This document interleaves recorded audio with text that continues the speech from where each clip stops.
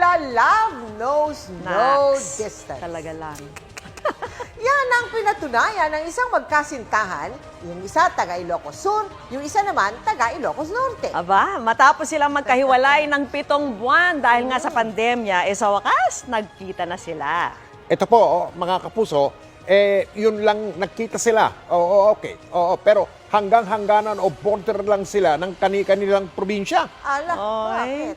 Ito. Panuorin natin ang kwento nila sa pagtutok ni Ivy Hernando ng GMA Regional TV Balitang Nanayanan.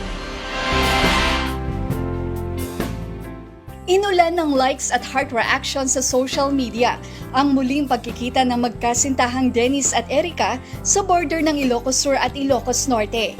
Ikwinento ni Erica sa isang post ang saya nang muling masilayan ang kasintahan na huli raw niyang nakasama ilang araw bago ideklara ang quarantine. Parang gumaan yung pakiramdam nung nakita ko siya. Kasi hindi kami sanay na hindi kami nagkikita eh. Taga Vigan City si Dennis, habang sa pinili Ilocos Norte naman si Erica.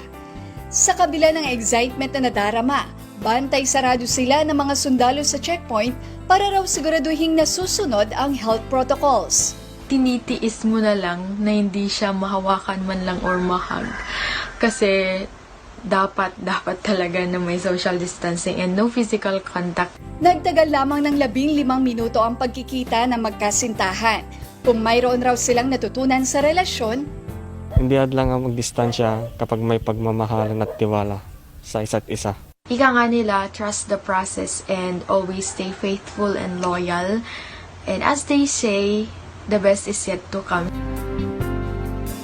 para sa GMA Regional TV Balitang Amyanan, Ivy Hernando. Nakatutok 24 oras.